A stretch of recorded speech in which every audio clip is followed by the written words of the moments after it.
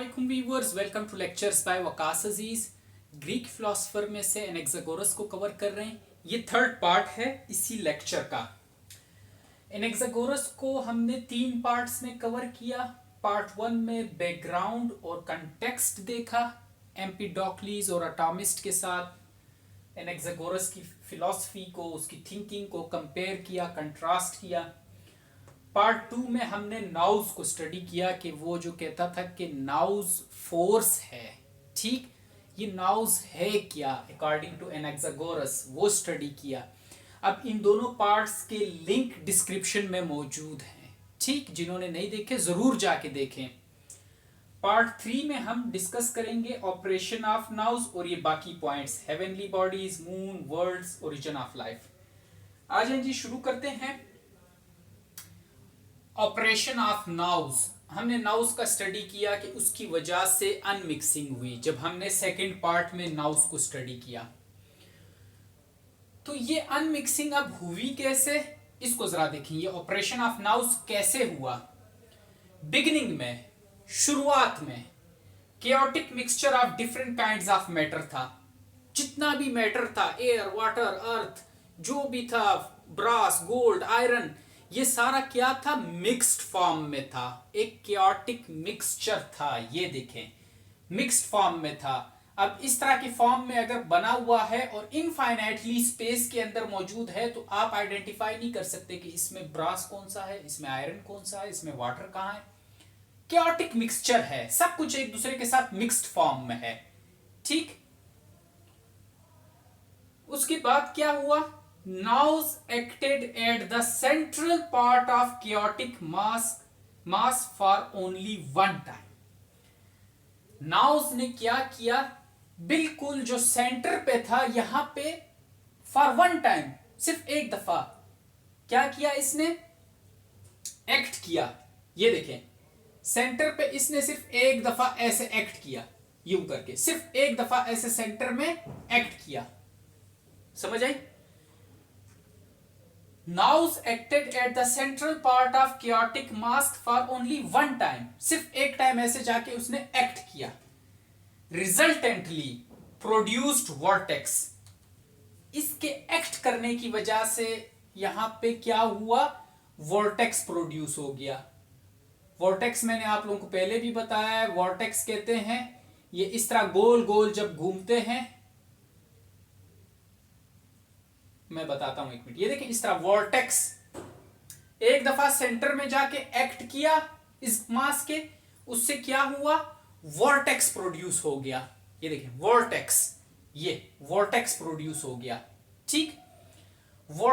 vortex spread itself outwards in the chaotic mass of matter, और ये vortex क्या है, अपने आप को स्प्रेड कर रहा है, ये यूं करके कहां कहां पे स्प्रेड कर रहा है, ये मास के अंदर इस तरह आउटवर्ड की तरफ यूं स्प्रेड करता जा रहा है, ठीक हो गया।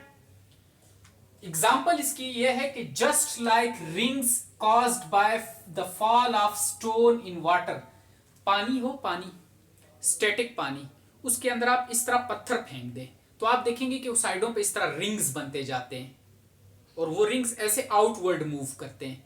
आप कभी एक्सपेरिमेंट करें, बाउल उठाएं, उसमें पानी हो, बड़ा बाउल हो, उसमें ऐसे छोटा सा पत्थर फेंकें, आप देखेंगे रिंग्स बनेंगे और रिंग्स इस तरह गोल गोल रिंग्स आउटवर्ड मूव करेंगे।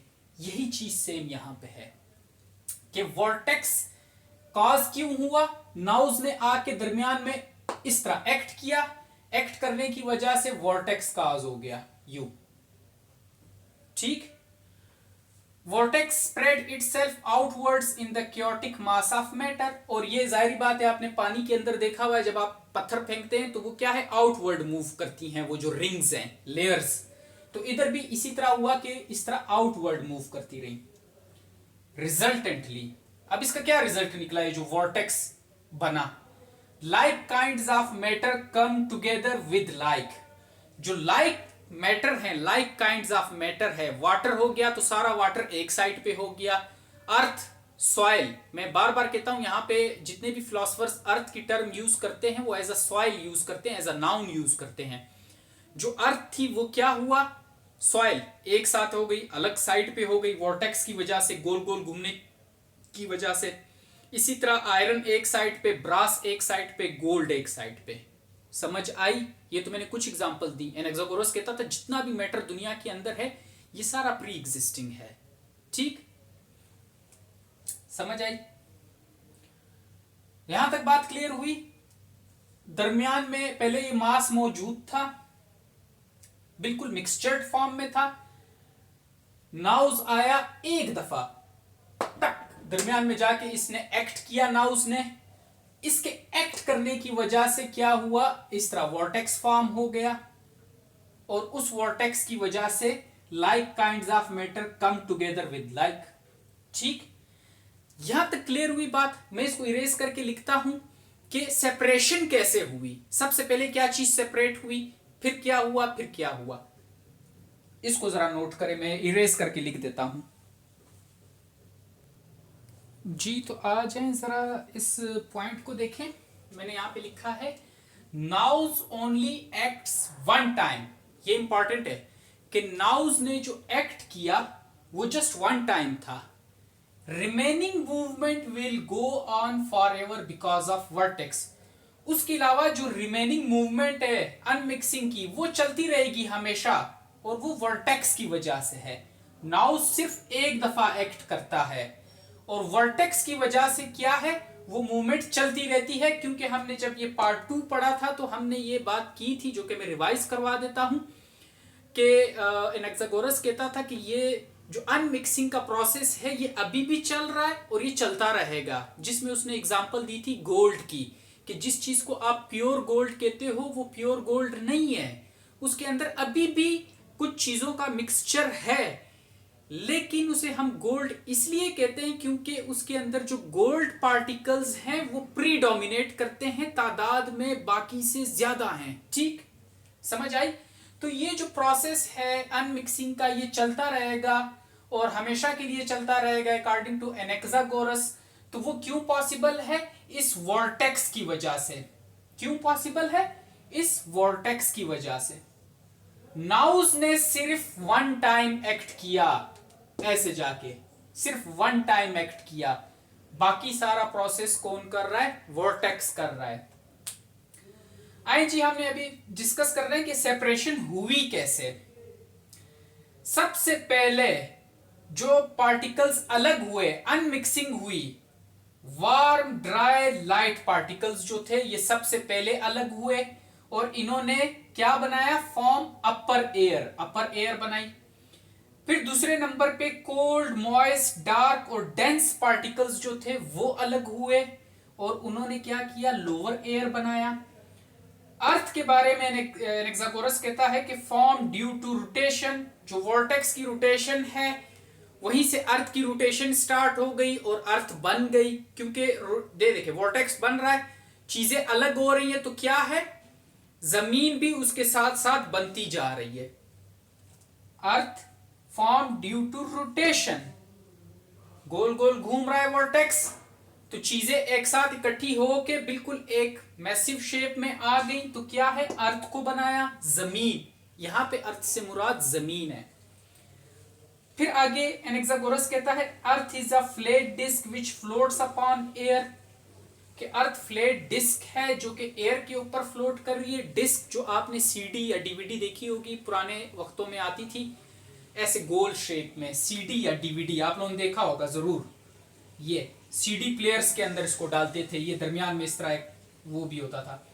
तो एनाक्सागोरस भी यही कह रहा है कि earth is a flat disc, ये डिस्क की तरह है जो कि क्या है? फ्लोट्स अपॉन एयर, जो कि एयर पे फ्लोट करती है।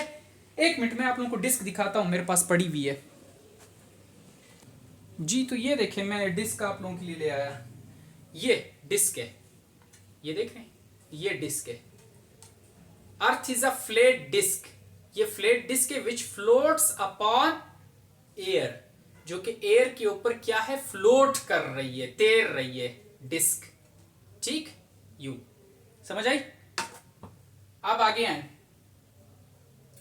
हेवनली बॉडीज के बारे में। एनाक्सागोरस क्या कहता है? जो सन है, स्टार्स हैं, मून है, कि ये मासेस ऑफ स्टोन्स हैं which are torn from earth by the force of its rotation. Earth तेजी से मूव कर रही है, रोटेट कर रही है, और इससे जो स्टोन्स है, मैसिव स्टोन्स है, वो इससे टॉर्न अलग हो जाते हैं, ठीक, मैसिव स्टोन्स। और यही मैसिव स्टोन्स आगे जाके क्या है, हेवनली बॉडीज बनाते हैं, ठीक। अर्थ रोटेट कर रही है, इसकी फास्ट रोटेशन की वजह से जो स्टोन्स हैं अर्थ के, वो इससे अलग हो जाते हैं, ऐसे बाहर की तरफ निकल जाते हैं। जब ये बाहर की तरफ निकलते हैं तो क्या है, उससे हेवनली बॉडीज बनती हैं।